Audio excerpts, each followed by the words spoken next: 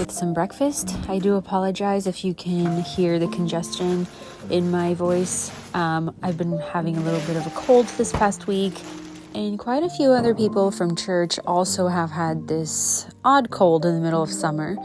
I wonder if it's going around everywhere or if it's just our area.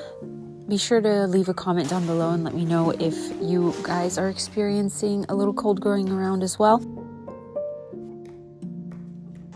This morning for breakfast, I'm making a Dutch baby pancake, and you guys have seen me make this breakfast in quite a few other videos, but because it is summertime and there's an abundance of eggs, there's tons of Dutch baby pancakes happening at our house for breakfast. And because berries are in season, there's an abundance of berries, and I have found an amazing way to put them to use. I had shared before the blueberry Dutch baby pancake, but adding raspberries is a game changer. It completely changes the taste, and it makes it just taste like you're having dessert for breakfast. It is just so good, and it's a great way to get more vitamins into your breakfast because berries are amazing for you, and especially if you're using homegrown eggs, this is an amazing breakfast, and this has definitely been on repeat at my household for quite a while. So normally we get our baby chicks at Tractor Supply or at Ace, but this past spring we decided to go with a local farmer, and we are just now finding out that mainly all 30 of the baby chicks that we got looks like they're all roosters. Well, maybe about 20. I'm not sure. We're still going to be watching them tomorrow, finding out. But it turns out that we have to harvest all of them because we live in a neighborhood, and so we don't want to disturb any neighbors or get any complaints. So before that happens, we're just going to go ahead and harvest all of the roosters. So it's going to be a very interesting and learning moment because we've never harvested our own meat before. So we're just asking friends and watching YouTube tutorials. It's going to be our first time, and we're probably most likely going to be doing it this weekend. But it definitely needs to happen sooner than later because the roosters have been so rowdy, and they've been making the hens extra rowdy, and so there's just been so much noise in the coop, and we just got to get rid of them as soon as possible. But it works out because originally I did tell my husband that I'm totally okay with a handful of them being roosters because I want my own meat, my own bone broth, and if it's harvested from your own backyard, you know that bone broth and that meat is going to be extra nourishing. But I wasn't expecting to have that many roosters, so it's going to be interesting to find out just how many roosters we have.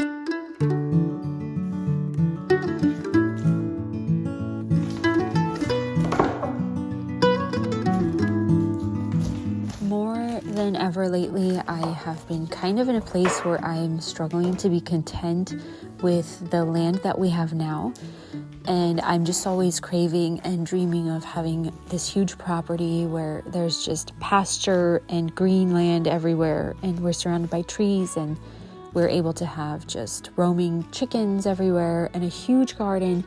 But as of right now, we have to stay put where we are. We're hoping, planning, dreaming, setting a goal, doing what we need to do to achieve that goal. But it's in the waiting that it's just so hard to trust the Lord and just be content with where you're at. But at the same time, I understand the truth that if I am not content with where I am right now, I will never be content even when I achieve those goals that I've been dreaming of. That's just how we are. That's just how the human nature is. And recently, our pastor gave us a sermon on contentment, and he was saying that if your contentment is not in Christ and you're not 100% content no matter what season you're in, then your focus is on the wrong thing. And that's what I've been noticing, is that I really have been needing to shift my focus to keep my eyes on the Lord and not on all these hopes and goals and dreams, because that is not really what's important in the end.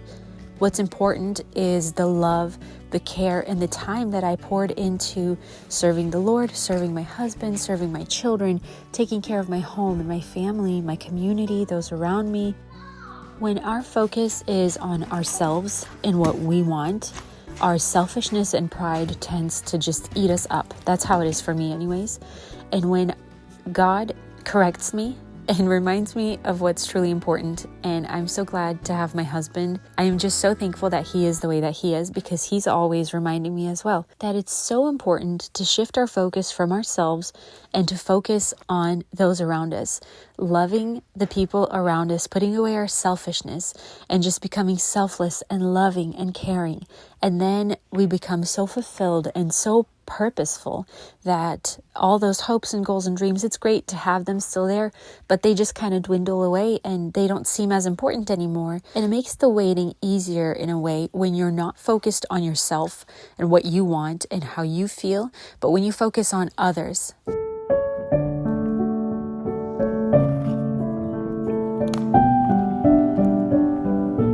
We've been quite busy this summer with a house full of guests, different guests, so it's been a lot of fun, and we've been spending so much time with family.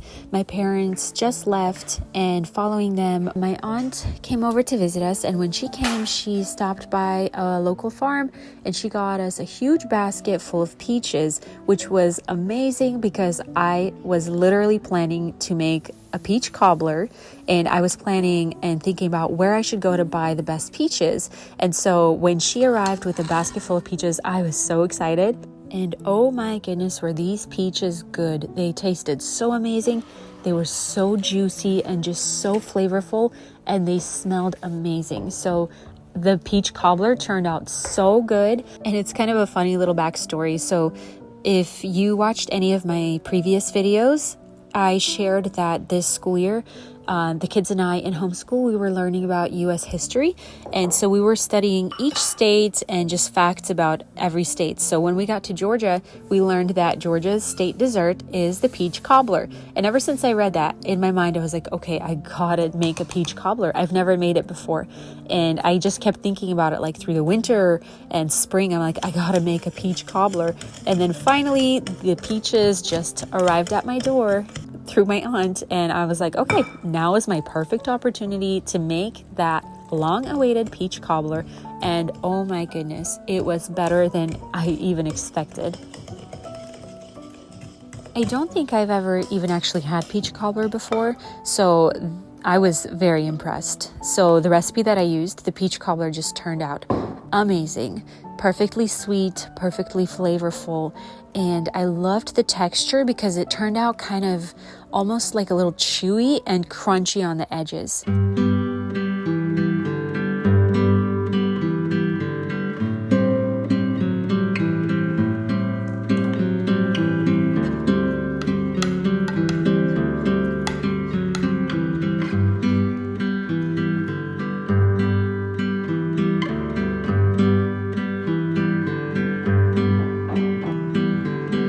I was wanting to go for a vanilla bean ice cream to top it off, but it turns out we didn't have any at home, but we did have some like chocolate chip cookie dough that the kids love, and I decided to just use that instead.